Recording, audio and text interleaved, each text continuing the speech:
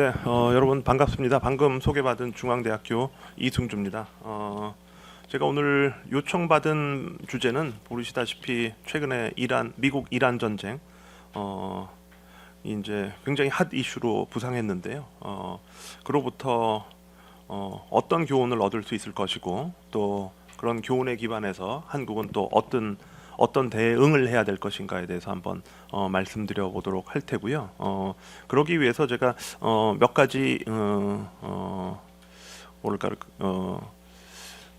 미국 이란 전쟁을 이해하기 위해서 조금 더 입체적으로 이해하기 위해서 필요한 몇 가지 개념적 말씀을 먼저 드려보도록 하겠습니다. 발표는 이런 식으로 진행이 될 테고요.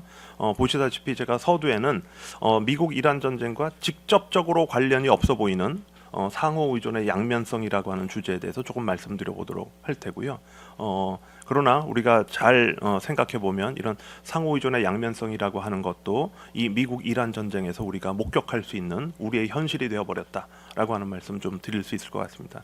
그리고 두 번째 큰 틀에서는 미국 이란 전쟁에 대한 말씀을 드릴 텐데요. 물론 아마 이 삼청 포럼에서 또 많은 전문가들을 모셔서 전쟁 자체 또는 군사 체계 또 무기 체계 또는 그 밖에 등등에 대해서 아마 또 다른 강연의 자리가 있을 거라고 생각이 되고요.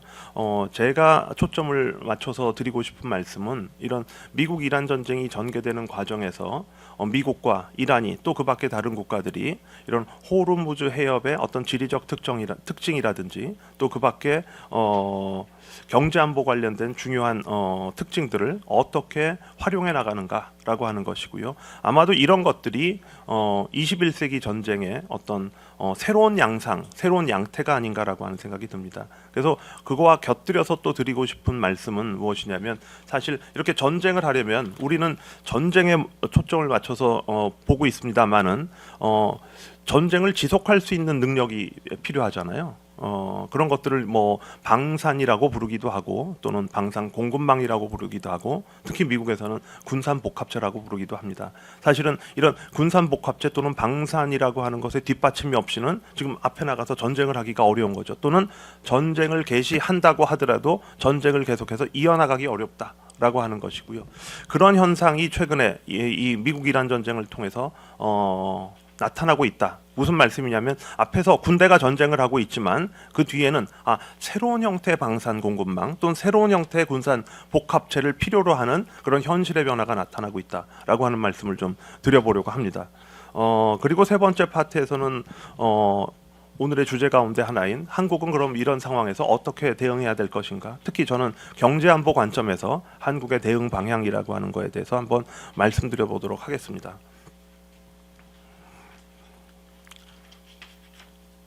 네, 먼저 상호 의존의 양면성인데요. 우리가 그동안 상호 의존에 대해서는 굉장히 많은 논란이 있어 왔습니다. 그러나 최근 상호 의존이 다시 부각되게 된 중요한 이유 가운데 하나는 무엇이었냐면요. 보시다시피 미국과 중국이 전략 경쟁을 본격화하면서 이게 다시 전면에 부각하게 되었다라고 하는 말씀 드릴 수 있겠고요. 우리가 미중 전략 경쟁이라고 얘기는 합니다만은 사실 첨단 기술을 둘러싼 미국과 중국 사이의 경쟁이라고 불러도 무방할 정도로 미국과 중국이 첨단 기술을 중심으로 치열한 경쟁을 전개해 왔다라고 하는 거 아마 제가 구체적인 말씀을 드리지 않더라도 여기 계신 여러분들께서 이미 잘 알고 계실 겁니다. 그런데 미중 전략 경쟁이 특히 첨단 기술을 중심으로 어떻게 전개되어 왔냐라고 하는 걸 보시면은 왼쪽에 보시다시피 사실은 2018년 트럼프 1기 행정부가 집권하면서 5G 네트워크를 중심으로 먼저 불거졌다라고 하는 것이고요. 그리고 거기서 끝나는 것이 아니라 미중 첨단 기술 경쟁이라고 하는 것은 반도체라고 하는 것 새로운 무대로 빠르게 옮겨갔고요. 그리고 반도체를 둘러싼 전략 경쟁이라고 하는 것은 아직도 현재 진행형이다. 그리고 그런 반도체를 둘러싼 첨단 기술 경쟁이 미처 끝나기도 전에 미국과 중국은 또 AI라고 하는 또 새로운 분야에서 경쟁을 전개하고 있다라고 하는 것이고요. 비단 여기에 제가 제시해 놓은 새 분야뿐만 아니라 그 밖에 다른 분야에서도 미국과 중국이 치열하게 지금 첨단 기술 경쟁을 전개하고 있다라고 하는 것이고요. 대표적으로는 우주 분야도 빼놓을 수 없다라고 하는 것이고요. 우리에게 조금 더 떨어져 있는 것 같습니다만은 퀀텀 분야에서도 또 미국과 중국이 치열하게 경쟁하고 있다라고 하는 것이고, 그런 면에서 보면 첨단 기술의 거의 대부분의 분야에서 미국과 중국이 부딪히고 있고요. 거기에 대해서 서로의 평가가 굉장히 다르다라고 하는 것이고요. 오른쪽에 보시면 이건 얘기가 조금 달라지는데요. 지금 당장 해양을 둘러싼 미중 경쟁이 또 전개되고 있다라고 하는 것입니다. 그래서 뭐 당장 호르무즈 해협이 지금 봉쇄되면 어떤 충격을 받는지에 대해서 우리가 이미 경험적으로 알고 있고요. 근데 비단 호르무즈 해협에 국한되지 않고 이것을 좀 더 범위를 넓히면 이건 미국과 중국 사이에 해양 패권을 둘러싼 경쟁이다라고 말해도 무방할 정도로 치열하게 경쟁하고 있다라고 하는 것인데요. 제가 이렇게 왼편과 오른편으로 구분을 해놓았는데요. 서로 연관이 없어 보이죠, 그죠? 서로 연관이 없어 보이는데 사실은 오른편과 왼편 사이에 일정한 연관성이 있습니다. 그것이 무엇이냐면요, 사실은 왼편에 있는 첨단 기술과 또 첨단 기술을 상업화하기 위한 첨단 산업과 오른편에 있는 해양이라고 하는 해양 안보라고 하는 것이 모두 네트워크적 구조를 가지고 있다라고 하는 겁니다. 그죠?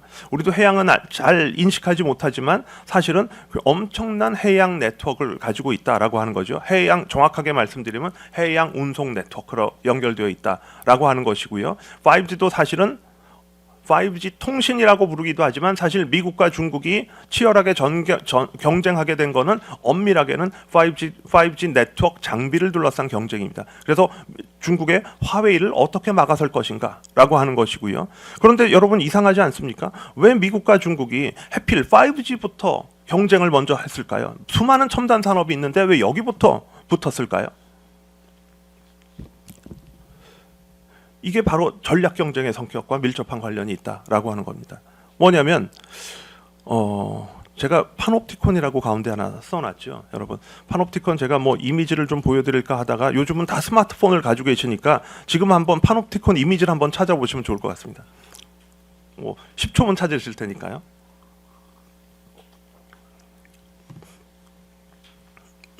찾으시면서 제 말씀 들어주시면 좋을 것 같고요. 뭐냐면 파놉티콘이라고 하는 것은 그 유명한 영국의 철학자 제레미 벤섬이 발명해 놓은 하나의 장치인데요. 뭐냐면 어떻게 죄수들을 효율적으로 감독할 건가라고 하는 것이죠. 거기 이미지 보이시죠, 여러분? 그죠? 이미지 보이시면 하나의 원형 구조를 가지고 있고요. 그리고 죄수들은 밝은 그 조명 아래 놓여져 있고요. 정작 감시를 하는 간수는 굉장히 어두운 그 조명이 없는 그런 상황에 놓여져 있습니다. 그래서 사실은 여기가 중요하죠. 이쪽에 간수에게 조명이 없다는 것이, 이게 왜 중요할까요? 그래야 내가 감시를 당하는지 안 하는지를 모르게 되는, 그죠? 그런 구조. 이게 굉장히 효율적인 감시를 하는 것이고요. 근데 이런 비유를 이런 국제 정치에 가지고 오면 어떻게 되냐면, 자, 파놉티콘은 뭐냐면 패권국이 가지고 있는 능력입니다. 뭐냐면 전 세계를 조망할 수 있는 능력. 그렇죠? 패권의 역사라고 하는 건 누가 상대국에 대한 정보를 더 많이 가지고 있느냐라고 하는 것입니다. 이런 건 뭐 동양의 고전 삼국지 같은 데도 나오지 않습니까? 제갈공명이 늘 잘하는 일 가운데 하나가 적국에 위나라와 오나라에 그 척후를 보내서 상대국 정보를 알아내는 거. 패권국의 정의에 해당한다라고 하는 것이고, 5G 네트워크는 미국은 중국은 바로 그런 것으로 보는 것이죠. 세계를 조망할 수 있는 능력을 누가 갖는가? 전통적으로는 패권국만이 갖는 것이었고, 미국은 미국만이 가져야 한다고 생각해 왔던 것이고요. 그죠? 중국은 이제 우리도 그런 능력을 가져야 된다고 믿어왔던 것이죠. 그래서 거기서부터 붙었다라고 하는 것이고 5G 네트워크입니다. 여러분, 메리타임도 해양도 해양 운송 네트워크입니다. 그렇죠? 이런 뭔가 네트워크라고 하는 것이 만들어지게 되면 자연스럽게 누군가는 네트워크의 중요한 위치에 있는 국가, 우리가 그것을 허브 국가라고 부르고요. 그 허브 국가는 전 세계를 조망할 수 있는 능력을 갖게 된다라고 하는 것이고요. 이제는 5G를 넘어서 6G로 이동하고 있습니다. 6G는 뭐냐면 위성통신으로 세상이 연결되는 위성통신 네트워크로 연결되는 세상으로 바뀌게 되고요. 역시 세계를 누가 더 잘 들여볼 것인가와 관련된 능력을 경쟁하는 그런 시대로 바뀌고 있다라고 하는 것이고요. 그 이후에 반도체도 역시 여러분 잘 들어보셨겠지만 우리 모두 반도체 공급망이라고 하는, 공급망이 네트워크이죠. 망이 네트워크입니다. 그렇죠? 또는 같이 사슬이 네트워크입니다. 그죠?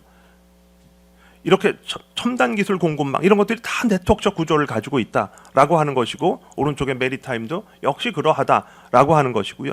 두 번째 초코 포인트 제가 써놓았는데요. 이건 우리말로는 되게 조임목이라고 많이 번역이 됩니다. 뭐냐면 뭐 쉽게 그 약간 거친 표현을 쓰자면 상대방의 목줄을 조인다라고 하는 그런 비유적 표현이다라고 하는 것이고요. 이것도 역시 뭐냐면 목줄을 어떻게 조이느냐, 오른쪽에 해양 안보 네트워크처럼 실질적으로 관문을 차단해서 상대방의 목줄을 조이는 방법이 있고요. 이런 첨단 산업의 공급망의 주요 위치에서 다른 국가들이 접근할 수 없도록 차단하는 그런 방식도 있다라고 하는 것이고요. 그런 면에서 왼쪽에 첨단 기술 경쟁과 오른쪽에 해양 운송로 경쟁이라고 하는 것이 일맥상통하는 측면이 있다라고 하는 말씀 드릴 수 있을 것 같습니다. 무기화된 상호 의존이라고 하는 거는 한 8, 9년 전에 처음 나온 용어인데요. 학술적인 용어인데요. 지금은 거의 일반에서 많이 쓰이는 용어로 바뀌었습니다. 또 그만큼 오해도 많은 용어이기도 하다라고 하는 것이고요. 때로는 그래서 심지어는 미국에서 나온 저술 중에는 이 무기화된 상호 의존의 오남용이라고 하는 타이틀로 나온 책도 있습니다. 그만큼 오남용이 많이 되고 있는 그런 그 개념이기도 하다라고 하는 것이고요. 근데 한쪽에 보시면 우리가 그동안 굉장히 오랜 기간 동안 상호 의존의 평화 증진 효과라고 하는 것에 대해서 믿어왔다라고 하는 것입니다. 그래서 국가와 국가가 서로 더 상대에게 의존하게 되면 그거 자체로 평화를 증진하는 효과가 있다라고 하는 것이죠. 그래서 상호 의존은 그런 면에서 경제적 번영뿐만 아니라 안보 측면에서 평화를 가져오는 그런 긍정적 순기능이 기대된다라고 하는 오랜 믿음 때문에 그런 이유에서도 국가들이 서로 적극적으로 상호 의존을 추구해온 측면이 있었다라고 하는 것이고요. 그래서 무역뿐만 아니라 점점 세계화가 진행되면서 투자, 인력의 이동, 그 밖에 여러 가지 측면에서 국가들이 서로 상호 의존을 높은 수준으로 해왔다라고 하는 것이죠. 그런 과정에서 물론 세계 경제는 하나로 통합되어 가는 것이기도 하다라고 하는 말씀을 드릴 수 있겠고요. 다만 최근으로 넘어오면서 상호 의존이 뭔가 우리가 생각했던 거와 다른 용도로 쓰이기 시작했다라고 하는데 주목하는 그런 설명들이 부상하기 시작했다라고 하는 것이고요. 그것을 우리가 통칭해서 무기화된 상호 의존이라고 부른다. 무슨 말씀이냐면 상호 의존을 역으로 전략적으로 상대방을 압박하고 견제하는 수단으로 활용하기 시작했다. 라고 하는 것입니다. 물론 이게 이런 현상이 인류 역사상 처음 있었던 건 아닙니다. 그러나 과거의 이런 상호 의존의 전략적 활용과 지금의 전략적 활용이 다르다는 면에서 우리가 무기화된 상호 의존이라고 하는 용어를 따로 쓰기도 한다라고 하는 것이고요. 간단히 말씀드리자면 과거에 이런 상호 의존을 전략적으로 활용한 것은 이른바 비대칭적 상호 의존의 전략적 활용에 해당한다라고 하는 것이죠. 예를 들어서 더 큰 나라가 작은 나라를 대상으로 압박하는 그런 것이죠. 왜 그러냐면 더 큰 나라에게 작은 나라가 더 많이 의존할 수밖에 없기 때문에 그러하다라고 하는 것이고요. 지금의 무기화된 상호 의존은 그거와는 개념적으로 좀 구분된다라고 하는 것이고, 대전제가 조금 전에 말씀드렸던 것처럼 국가 간의 관계가 네트워크적으로 연결돼 있는 것을 전제로 한다라고 하는 것입니다. 그렇게 되면 그 국가가 이런 조금 전에 말씀드렸던 파놉티콘과 초크포인트 효과를 누릴 수 있게 된다 라고 하는 것이고, 지금 국제정치에서 우리가 많이 목격하고 있는 현상 가운데 하나가 이런 무기화된 상호 의존이라고 하는 말씀을 드릴 수 있겠습니다. 그래서 어떻게 보면 우리는 점점 세계가 많이 연결되어져 가는 그런 세계로 바뀌어 왔는데, 맨 아래 보시다시피 연결성이 높아질수록 우리의 취약성도 같이 증가한다라고 하는 역설 같은 것에 지금 역설적인 상황에 놓이게 됐다라고 하는 말씀을 드릴 수 있겠고요. 그게 바로 무기화된 상호 의존과 관련된 몇 가지 논의들이다라고 하는 것이고요. 오늘은 아무래도 미국 이란 전쟁이 주제이니까 그러면 해양 초크 포인트와 관련돼서 먼저 말씀을 드리자면요. 전 세계적으로 해양 초크 포인트는 대략 20여 개가 있다라고 알려져 있습니다.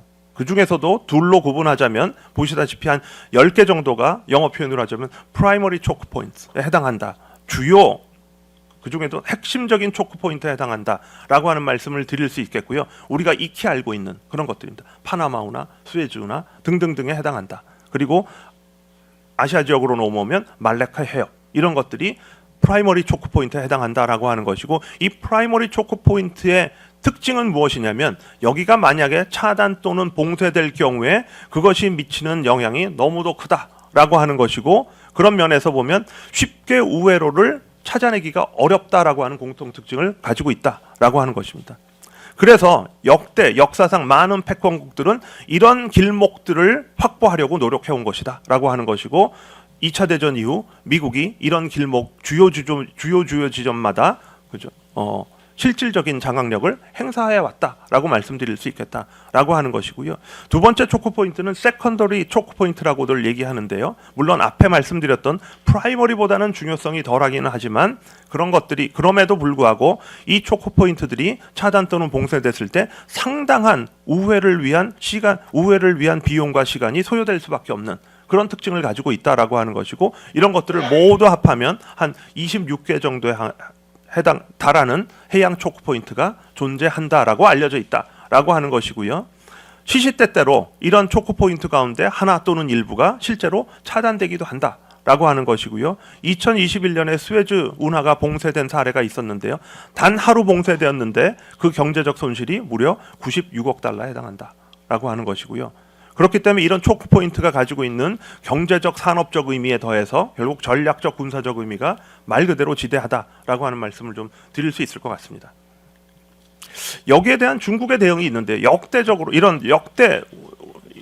역사를 돌이켜보면 이런 초크 포인트는 아까도 말씀드렸듯이 기본적으로 패권국이 가지고 있는 거다라고 하는 것이고요. 그러나 이제 떠오르는 패권국이라고 얘기할 수 있는 중국이 여기에 대한 일정한 대응을 하기 시작했다라고 하는 것이고, 그런 것을 체계적으로 하기 위한 시도가 바로 1대1로도 있다라고 하는 것이고, 1대1로 사업이 물론 육상을 통해서 육로를 연결하고 그래서 국가 간의 연결성을 높이고 하는 여러 가지 목적을 가지고 있습니다만은 또 하나의 축은 무엇이냐면은 항만 네트워크를 구축하는 것이다라고 하는 겁니다. 실제로 세계 곳곳에 중국이 많은 항만을 확보하고 있다라고 하는 것이죠. 초크 포인트 대결이다라고 얘기할 수 있겠다라고 하는 것이고요. 실제로 여기에 중국의 국유 기업이 동원되기도 하고요. 그죠?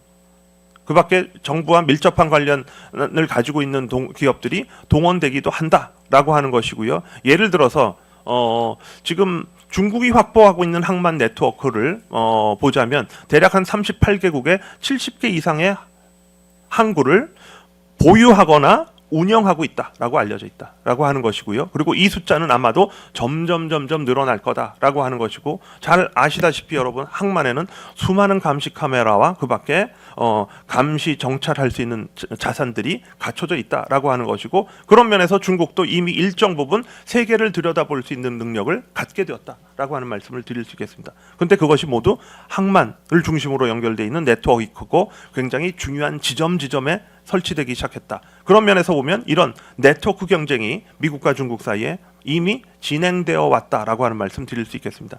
이게 화질이 조금 낮아서 정확해 보이시지는 않겠지만 대략 붉은 점으로 되어 있는 것만 보시면 이게 중국이 전 세계에 확보하고 있는 항만들이다라고 하는 겁니다. 실제로 소유하거나 운영하고 있는 것들입니다. 이런 것들이 계속해서 늘어나고 있다라고 하는 것이고, 주로 어디에 분포되어 있는지 보시냐면 대체적으로 1대1로 국가들과 일치한다. 동남아 지역, 그 다음에 아프리카 지역, 그 다음에 일부 남미 지역 이렇게 돼 있다라고 하는 것이고요. 이런 것들이 결국 중국도 나름대로의 초크 포인트를 확보하기 위한 그런 노력을 한 결과다라고 하는 말씀을 드릴 테고요. 요거 반도체 요거는 제가 간단히 말씀드리겠는데, 역시 반도체도 가치 사슬 또는 공급망 이렇게 불리죠. 네트워크적 구조를 가지고 있다라고 하는 것이고요. 반도체 산업은 되게 어떻게 불리우냐면은요, 전 세계적으로 이렇게 얘기들을 많이 합니다. 그러니까 반도체 공급망은 전 세계에 산재돼 있다. 영어 표현을 하면 globally dispersed 이런 표현을 쓰고요. 그런데 전 세계에 산재돼 있지만 핵심적인 기능이 일부 국가들에게 집중돼 있다. 그래서 geographically concentrated 이런 표현을 많이 씁니다. 그죠? 전 세계 공급망인데 핵심 기능이 몇몇 국가에게 집중되어 있는 이런 특징을 가진다. 그 국가들이 자연스럽게 네트워크 내에서 중요한 위치를 점하게 되는 국가들이다라고 하는 것이고요. 오른쪽에 보시면 이 국가들이 그죠? 디자인과 IP 같은 경우에는 미국, 영국 이런 나라들이 이제 중요한 지점을 장악하고 있는 것이고요. 뭐 잘 알려져 있다시피 웨이퍼 패브리케이션, 그러니까 칩을 생산하는 제조하는 능력은 주로 한국, 일본, 대만 그리고 최근에 중국 이런 국가들에 집중돼 있다라고 하는 거 아실 수 있을 테고요. 그 다음에 이제 그 후공정 분야에서도 일본, 대만이라든지 또 동남아의 일부 국가, 말레이시아 등등등이 중요한 역할을 하고 있다. 이게 전형적인 네트워크 구조를 가지고 있고 이 네트워크 구조 속에서 보시면 아마도 지금 제가 생산 능력이 중국에서 증가하고 있다 이런 말씀을 드렸는데 그 중국을 제외하면 모두가 미국의 동맹과 파트너들이다라고 하는 것이고요. 미국은 바로 그렇기 때문에 이런 반도체 공급망에서 주요 길목을 차지하고 있는 국가들과 협력을 할 경우 중국을 충분히 차단할 수 있다고 믿는 것이죠. 그것의 반대급부로 중국은 스스로 독자적인 역량을 키워온 것이다 라고 하는 말씀을 드릴 수 있을 테고요.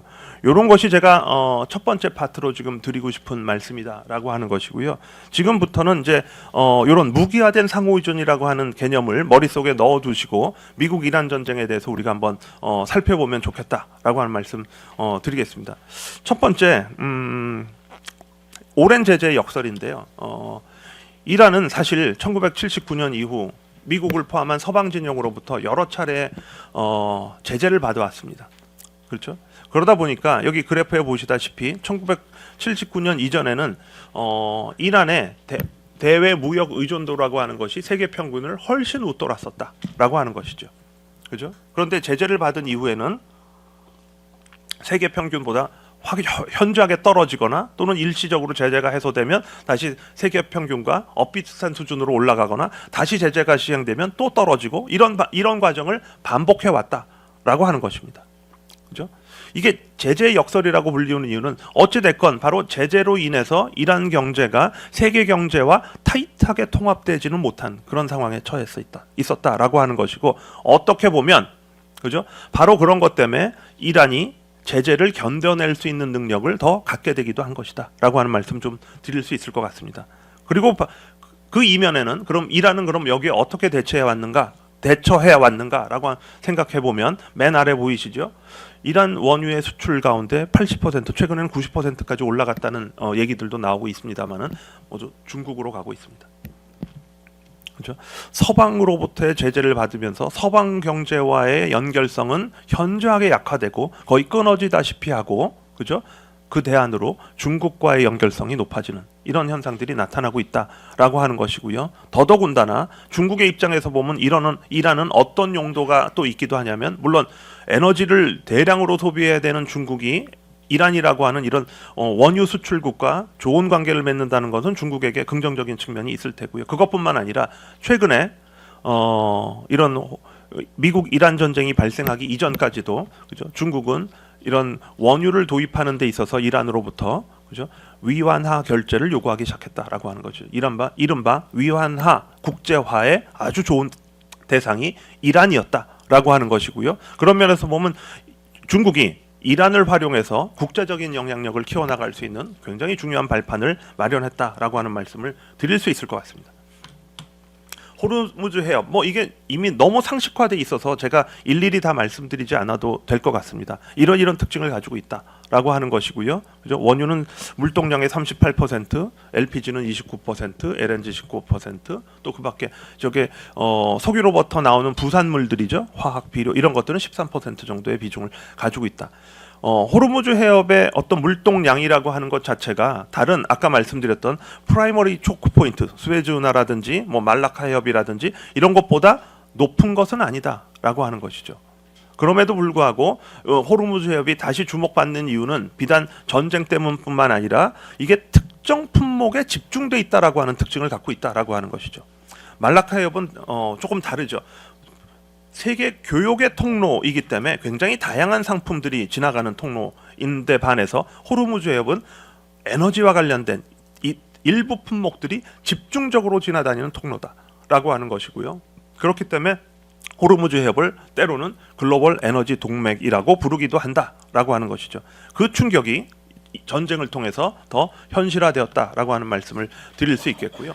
그 다음을 보시면 이게 물론 전 세계적인 충격이라고 말합니다만은 그죠? 사실은 호르무즈 해협을 통과하는 에너지 운송량이라고 하는 것이 사실 아시아의 비중이 절대적으로 높다라고 하는 것이고요. 아시아와 중국을 포함하면 하루 290만 배럴이 호르무즈 해협을 통과해 왔다라고 하는 것이고, 아시아를 제외하면 다른 지역은 그렇게 호르무즈 해협에 대한 의존도가 절대적으로 높은 수준은 아니다라고 하는 것을 아실 수 있을 겁니다. 유럽은 50만 배럴 정도에 불과하고요. 미국은 더더욱 낮고요. 그래서 사실상 호르무즈 해협에 대한 미국의 의존도는 거의 제로에 가깝다라고 얘기할 수 있을 거다라고 하는 것이고, 실질적인 타격을 받는 지역들은 아시아 국가들이다. 그러나 아까 말씀드린 것처럼 개별 국가로 보면 중국이 최대이기는 한데, 중국은 이란으로부터 이러저러한 그죠? 우호적인 관계를 맺어왔기 때문에 그거에 대한 충격을 흡수할 수 있는 몇 가지 방안들이 있기는 하다라고 하는 말씀 드릴 수 있을 것 같습니다.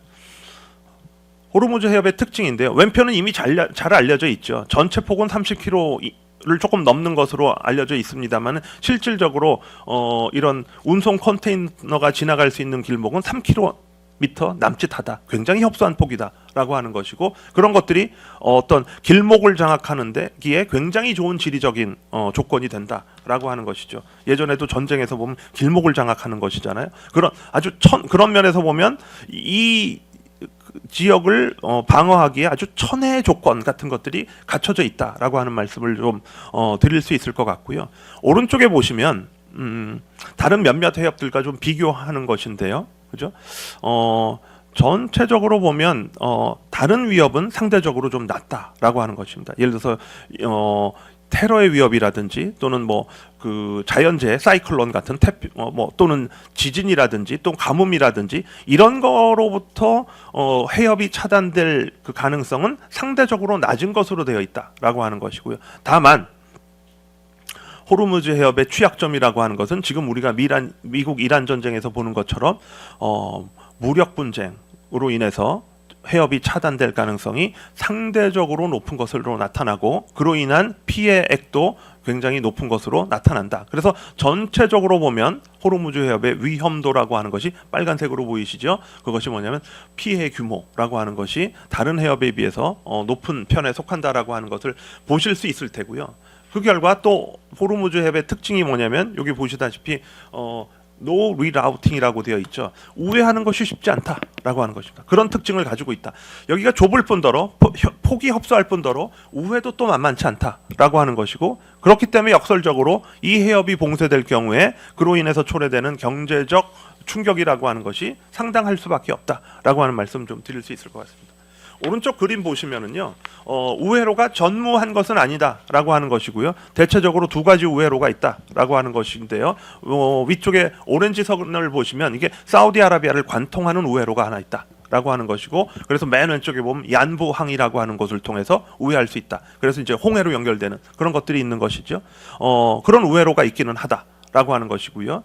그것을 우리가 이스트 웨스트 우회로라고 얘기하기도 하고요. 그 다음에 다른 UAE를 통해서 하는, 아부다비를 통해서 하는 우회로도 있기는 하다라고 하는 것이에요. 그래서 실제로 이런 우회로가 활용되고 있기도 하다라고 하는 것이고요. 다만 여기서 말씀드리고 싶은 것은 무엇이냐면, 그럼에도 불구하고 우회가 그죠? 봉쇄의 충격을 모두 해소하지는 못한다. 우리가 우회로를 최대한으로 활용했을 경우 호르무즈 해협 통과 물동량의 한 40% 정도를 소화할 수 있다라고 하는 것이고요. 그렇기 때문에 아무리 우회를 하더라도 적어도 단기적으로는 그 호르무즈 해협의 봉쇄 충격을 완전히 해소하기는 어렵다라고 하는 것이 일반적인 관측이다라고 하는 말씀 드릴 수 있을 것 같습니다.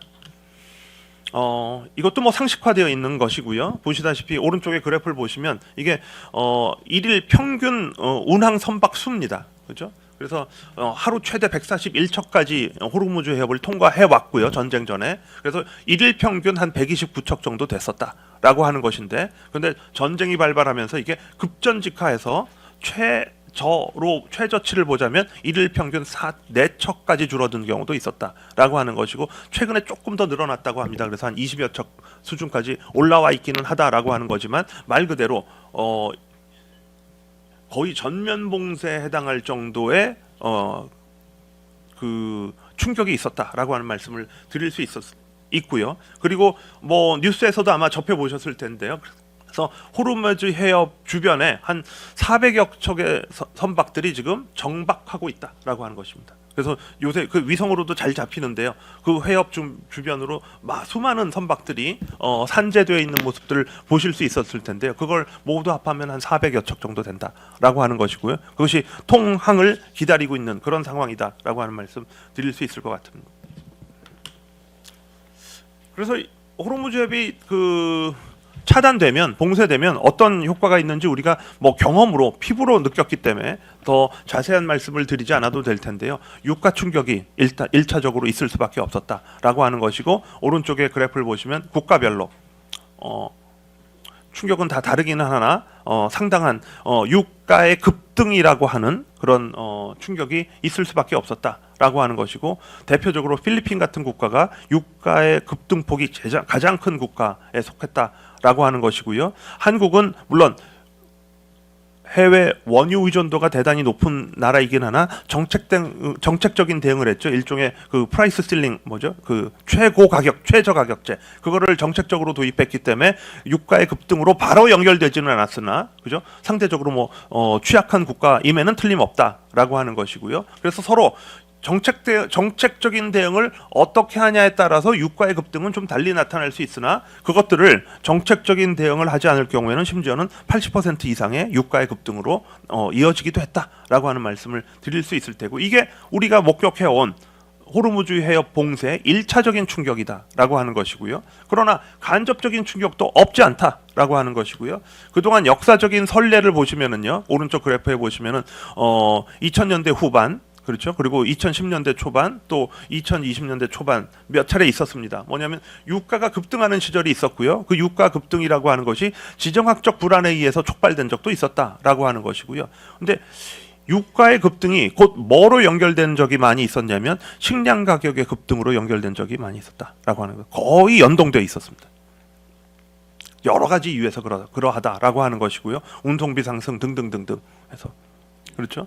그래서 이런 것들은 사실은 보이지 않는 연결고리가 있다라고 하는 것이고요. 우리는 당장에 유가의 급등에 관심을 갖고 있습니다만은 이런 것들이 2차, 3차 충격파를 통해서 결국 식량 가격의 상승으로도 연결될 수 있다라고 하는 것이고요. 물론 여기에 주로 충격을 받는 국가들은 개도국이다라고 하는 것이고요. 개도국이 이런 식량 가격의 폭등을 감내하기 어렵다라고 하는 것이고요. 이게 지구적 차원의 지속 가능한 발전에도 현저하게 부정적인 영향을 끼칠 가능성이 높다라고 하는 것이고요. 그래서 아마도 이런 2차, 3차 충격이라고 하는 것들이 계속해서 이어져서 나타날 가능성이 있다라고 하는 것이고, 우리나라는 비록 우리가 이것에 직접적인 충격을 받지 않는다고 하더라도, 한국이 직접적인 충격을 받는데 우리는 흡수할 능력이 있다고 하더라도 여기에 대해서 예의주시하고 대응할 필요가 있겠다라고 하는 말씀 드리고요.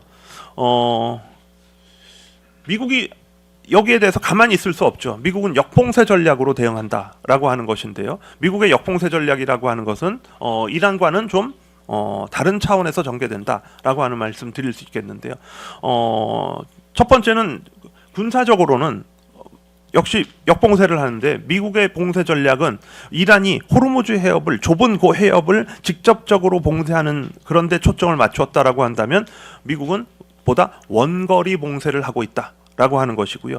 원거리 봉쇄가 어디냐면은요, 여기 아까 보시면은 이게 포인터가 없나요, 우리? 여기에?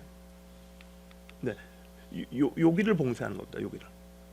호르무즈 해협은 여기잖아요. 그러니까 여기를 봉쇄해서, 그죠? 그러면 결국 이란도 봉쇄 당하는 것이죠. 그죠? 그런 방식으로 봉쇄하는 전략을 취하고 있다라고 하는 것이고요. 그래서 여기에 굉장히 미국의 중요한 전략 자산들을 투입하고 있다라고 하는 말씀 드릴 수 있을 테고요. 그러다 보니까 경제적으로 이란도 역설적으로 타격을 받을 수밖에 없겠다라고 하는 것이고요. 이란이 어떤 면에서 더 큰 타격을 받고 있다, 이유는 조금 이따 말씀드리도록 할 테고요. 그렇게 하기 위해서는 또 미국이 이런 이란의 어떤 그 군사적 또는 그 밖의 능력들을 실시간으로 감찰할 수 있는 그런 정보 자산들을 대거 투입하고 있다라고 하는 것이고, 그로 인해서 실제로 이란의 선박들이 항로를 변경하거나 또는 이 아까 말씀 그런 봉쇄로 인해서 납포당하거나 또는 진입을 차단당하는 이런 사례들이 빈번하게 일어나고 있다라고 하는 말씀 드릴 수 있겠습니다.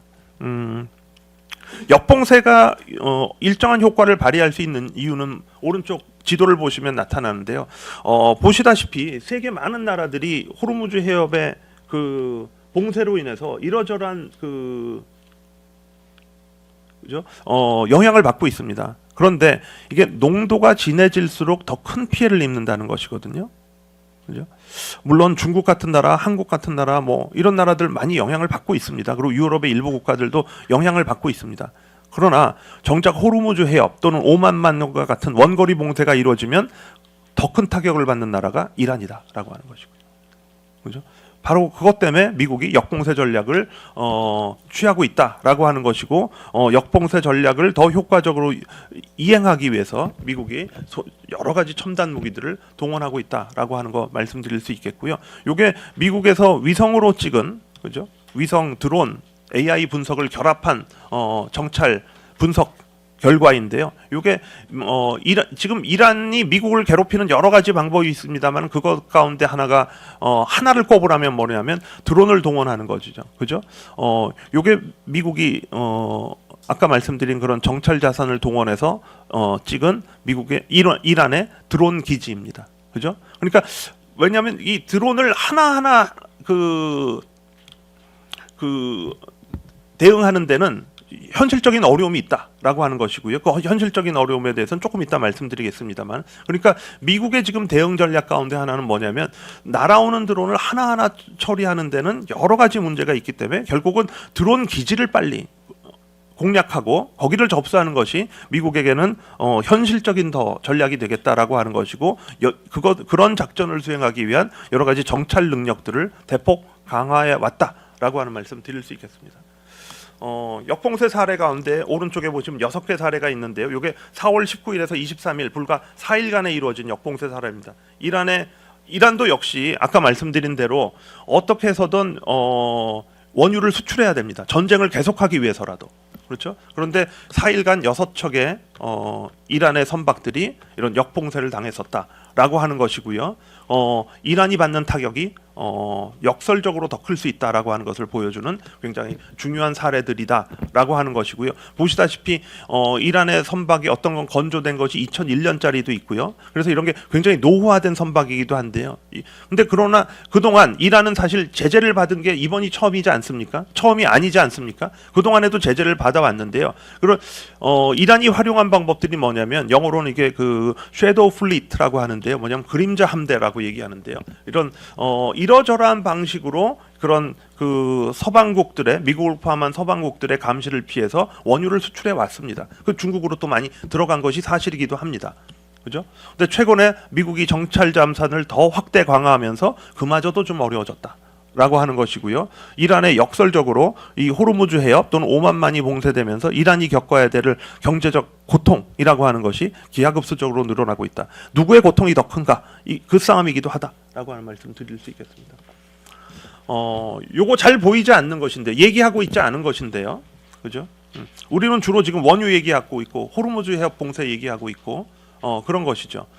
근데 제가 이면의 초크 포인트라고 하는 표현을 해봤는데요. 사실은 지금 보이시는 선이 다 해저 케이블입니다. 그죠? 해저 케이블이 대체적으로 해양 운송로와 일치한다라고 하는 것이죠. 그죠? 그리고 호르무즈 해협도 예외가 아니다라고 하는 것이고, 호르무즈 해협 주변도 역시 수많은 해저 케이블이 지나가고 있다. 근데 제가 느닷없이 해저 케이블 얘기를 왜 꺼내냐면은요, 우리가 지금 스마트폰도 쓰시고 뭐 인터넷도 쓰시고 하잖아요. 세계 데이터 트래픽의 95% 이상이 다 해저 케이블을 통해서 이루어진다라고 하는 것이고, 그런 면에서 호르무즈 해협도 또 해저 케이블의 병목이다라고 하는 거죠. 우리는 아직 이런 얘기 하고 있지 않죠. 그죠? 여기가 차단되면 어떻게 되지? 여기가 또 새로운 초크 포인트가 될 수 있다. 라고 하는 것이고요. 물론 1차적으로는 호르무즈 해협 주변의 해저 케이블들은 중동 국가들을 연결하는 그런 역할들을 하고 있다라고 하는 것인데요. 그런데 보시다시피 이게 해저 케이블은 중동 국가들만 연결하는 것이 아니라 왼쪽으로 서쪽으로는 유럽, 동쪽으로는 아시아 국가들을 연결하는 역할들을 하고 있다. 그런데 여기에 대규모 차단이 일어나면 어떡하지? 라고 하는 걱정을 하지 않을 수 없다라고 하는 것이고, 그런 것이 단순히 기후가 아닌 것은 무엇이냐면, 보시다시피 꼭 호르무즈 해협을 얘기하는 것이 아니라 2025년 작년 한 해 동안 해저 케이블이 이러저러한 이유로 150에서 200건 정도 차단된 적이 있었다. 이거는 물론 물리적인 고장도 있고 뭐 등등등입니다. 그렇죠? 그러니까 해저 케이블이 이렇게 뭔가 고장이 나는 것이 일상적인 일이다. 뭐 이틀에 한 번 정도는 일어나는 일이에요. 그죠? 근데 그에 따른 여러 가지 유무형의 피해들도 발생하고 있는데, 만약에 어떤 한 지점에 엄청난 피해가 발생했을 경우에 그에 따른 경제적 산업적 피해를 우리가 과연 감당할 수 있을까? 전형적인 초크 포인트에 해당한다라고 하는 말씀 드릴 수 있겠습니다. 우리가 원유에 1차적으로는 에너지에 신경 써야 되지만 이런 데도 신경 써야 된다라고 하는 말씀 드리는 것이고요. 요게 호르무즈 해협의 특징을 좀 보여주는 것인데, 시간 관계상 간단히 말씀드리면 호르무즈 해협은 다른 해협들에 비해서 특히 지정학적 분쟁으로 인한 취약성이 상대적으로 더 크다라고 하는 말씀 드릴 수 있겠습니다. 마지막 파트인데요. 4, 50분 얘기하셔서 제가 한 7분 정도 남은 것 같습니다. 네, 7분 정도 말씀드리도록 하겠습니다. 그럼 한국은 이런 상황에서 어떻게 대응해야 될 것인가에 대해서 좀 생각해 볼 필요가 있겠고요. 특히 경제안보 전략이라고 하는 관점에서 저는 말씀을 드려보도록 하겠습니다. 첫 번째는 우리는 당면한 관심은 당연히 호르무즈 해협의 봉쇄로 인한 충격에 어떻게 대응할 것인가라고 하는 것이죠. 그러나 그죠? 굉장히 다양한 종류의 위기가 있을 수 있다라고 하는 것이고, 호르무즈 해협 봉쇄라고 하는 것은 하나의 사건에 지나지 않을 수 있다라고 하는데 유념할 필요가 있겠다라고 하는 말씀을 드립니다. 보시다시피 굉장히 여러 가지, 예를 들어서 걸프전 당시에도 그죠? 상당한 봉쇄 위기가 있었죠. 그리고 우리 대만 유서시 얘기하고 있죠. 대만 유사시의 위기 한번 보시면은요, 세계 GDP의 약 6%가 감소하는 경제적 충격을 가져다 줄 것으로 예상되고 있다라고 하는 것이고요. 그게 어느 정도로 큰 규모의 위기냐면 2008년에 글로벌 금융 위기가 가져다 충격하고 비견할 만할 정도의 충격이다라고 하는 것이고요. 그런데 더 오른쪽에 보시면 그죠? 양안이 봉쇄될 경우에 경제적 충격은 1년에 첫 해, 그죠? 만약에 크로스 스트레이트, 양안이 봉쇄됐을 경우 그 첫 해에 발생하는 세계 GDP의 피해 규모가 마이너스 10%에 가깝다라고 하는 거죠. 그리고 이거는 우리가 그동안 한 3, 4년 동안 지긋지긋하게 겪었던 코로나 위기의 충격보다도 훨씬 더 크다라고 하는 것이고요. 이러저러한 지금 경제적 충격의 가능성에 대비할 필요가 있다. 호르무즈 해협의 봉쇄 충격은 단 하나의 사례에 지나지 않는다라고 하는 것이고요. 그래서 우리가 이런 것들을 좀 호르무즈 해협의 봉쇄라고 하는 것을 조금 상대화시키고 입체화시켜서 좀 볼 필요가 있겠다라고 하는 말씀 드립니다. 두 번째, 이 과정에서 미국과 중국은 미국과 이란은 전쟁을 한 것이고요. 근데 보시다시피 오른쪽에 미국은 첨단 무기를 총동원했습니다. 그래서 미국의 능력을 한마디로 보여주었습니다. 그죠? 왼쪽을 보시면 그런 첨단 무기를 생산하는 업체들이고요. 오른쪽에는 동원된 무기인데요. 그죠? 굉장히 다양하죠. 아까 말씀드린 정찰 자산으로부터 또 폭격기로부터 또는 미사일 뭐 등등등등 굉장히 다양한 무기가 동원됐습니다. 그죠? 그리고 미국의 능력을 한번 보여줬습니다. 그리고 그런 것들로 인해서 많은 미국과 관계가 좋지 않은 나라들이 간담이 서늘해졌을 만하다라고 하는 것이고요. 그런 면에서 21세기 첨단 전쟁의 한 단면을 보여주었다고 말해도 지나치지 않을 정도다라고 하는 것이고요. 다만 또 다른 그 이면의 다른 스토리도 여전히 가능하다라고 하는 것이고요. 미국이 압도적 화력을 보여준 것은 그러하다라고 하는 것이고요. 그러나 최근에 새로 떠오르는 용어가 있는데요. 이른바 21세기 전쟁의 한 특징이죠. 뭐냐면 가성비 전쟁이라고 하는 겁니다. 그죠? 첨단 기술을 총동원하는 것. 그래서 미국 무기의 성능이 압도적이라고 하는 것을 보여주는 데는 충분히 목적을 달성했다. 그러나 가성비, 가격 대비라고 하는 거에서는 미국이 문제를 드러내기 시작했다라고 하는 얘기를 하고 있습니다. 뭐냐면 아래 보시다시피 이란의 비대칭 전력이라고 얘기하죠. 이란이 드론을 동원했다라고 하는 것이고요. 그런데 뭐냐면 이란은 군사용 드론의 강국입니다. 샤헤드 드론이라고 하는 것이고요. 실제로 이게 러시아 우크라이나 전쟁에도 많이 투입됐습니다. 이란이 자체적으로 개발하고 생산하는 드론이다라고 하는 것이고요. 하필 그런 나라인 거죠, 지금. 그죠? 그리고 그런 비대칭 전력을 보유한 나라가 이란인 거죠. 이걸로 인해서 미국이 상당한 어려움을 겪기도 했다라고 하는 것이고, 그래서 물론 카운터 드론 능력을 키우기 위해서 우크라이나와 지금 협력하기도 하고요. 그러니까 드론 잡는 능력이 우크라이나가 갖고 있다라고 하는 것이고요. 또 하나는 뭐냐면 미국도 자체적인 또 드론을 개발해야 되겠죠. 물론 그동안에도 미국이 자체적으로 개발하고 생산한 드론이 있습니다만 역시 가성비가 좀 떨어진다.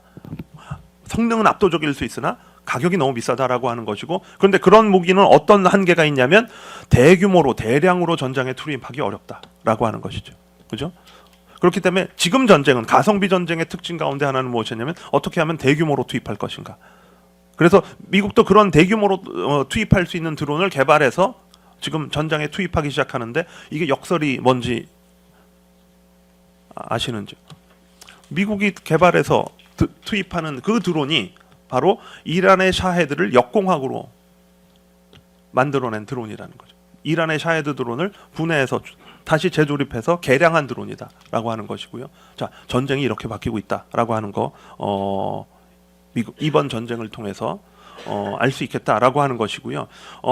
물론 이런 전쟁의 단면은 러시아 우크라이나 전쟁 때 이미 나타났었다라고 하는 것이고, 그런데 러시아 우크라이나 전쟁은 어찌 되었건 미국이 직접 참전한 전쟁은 아니다라고 하는 것이고, 이번 미국-이란 전쟁의 차이는 뭐냐면 미국의 현실을 우리가 파악할 수 있게 되었다라고 하는 것이고, 근데 그 미국의 현실을 파악하게 된 게 우리만이 아니라 여기에 누가 있을까요? 네, 중국이 있다라고 하는 거죠. 아, 미국의 전략 자산이 쓰일 때 어떤 효과가 있구나라고 하는 것을 중국이 생생하게 지금 보고 있다라고 하는 것이죠. 자, 보시다시피 오른쪽에 보시면 지금 미국이 자랑하는 전략 무기들이죠. 그죠? 토마호크, 페이트리엇, JSSM 등등등. 그죠? 그런데 지금까지 알려지기론, 그죠? 하나 그냥 몇 가지 예만 보시면은요. 토마호크 예를 들어 볼까요? 전체 재고가 한 3,100기 정도 있다고 알려져 있습니다. 근데 이번 미국-이란 전쟁에 대략 1,000기 정도를 썼다고 추산되고 있습니다. 페이트리어트는 2,300여 기가 있는데 대략 많이 잡으면 1,400기 정도를 이미 썼다고. 그 가운데 상당 부분 드론을 잡기 위해서 쓴 거죠. 그런데 페이트리어트는 잘 알려져 있다시피 대당 60억 원에 해당한다.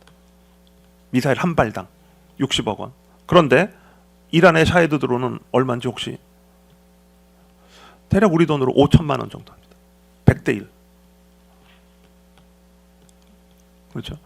이런 전쟁이 이렇게 바뀌고 있다라고 하는 것이고요. SM 지금 보시면 페이트리어트는 61%까지 소진된 걸로 추산되고 있다라고 하는 것이고요. 그래서 아마 여러분들이 언론을 통해서 그런 기사를 접하신 적이 있을 겁니다. 트럼프 대통령이 미국의 전통적인 방산 업체들을 불러다 놓고 빨리 생산해라, 더 많이 생산해라라고 하는 거, 아마 그런 요청을 했다는 뉴스를 접하신 적이 있을 겁니다. 바로 이러한 현실 때문에 그러하다라고 하는 말씀 드릴 수 있을 테고요. 21세기 전쟁이 이렇게 변화하고 있다.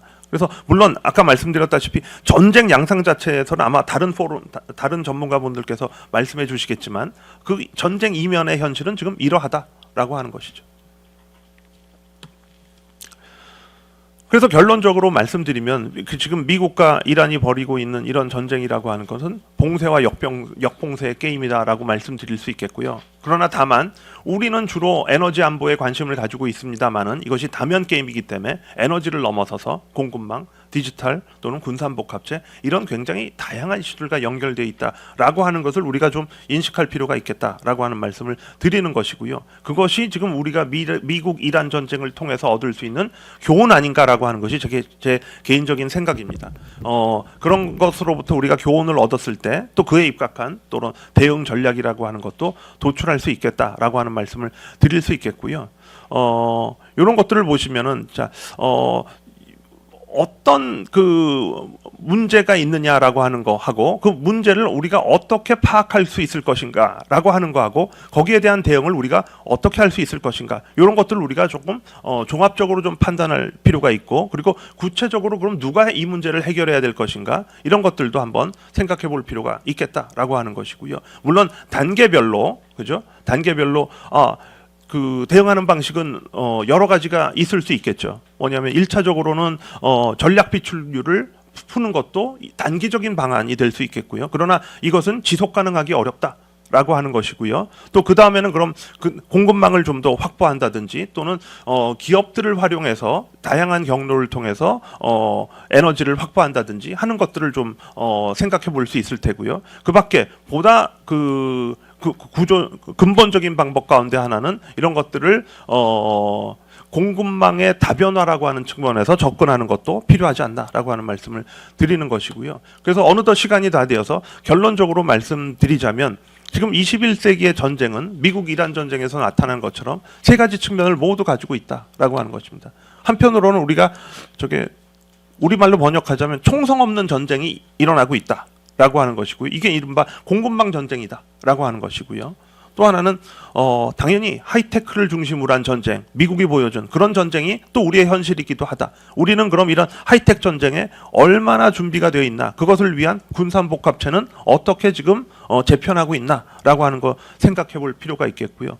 또 하나는 하이텍도 중요하지만 가성비도 중요하다. 코스트 이펙티브한 전쟁을 어떻게 우리가 치러낼 것인가, 그것을 위한 또 역시 이면에 우리가 방산 능력을 어떻게 확충할 것인가, 이런 것들에 대해서 고민할 시점이 되었다라고 하는 것이 제 결론 아닌 결론이고요. 그런 것들이 아마 우리가 얻을 수 있는 교훈이지 않을까라고 하는 말씀을 드릴 수 있을 것 같습니다. 50분이 조금 지났는데 여기서 마치도록 하겠습니다. 감사합니다.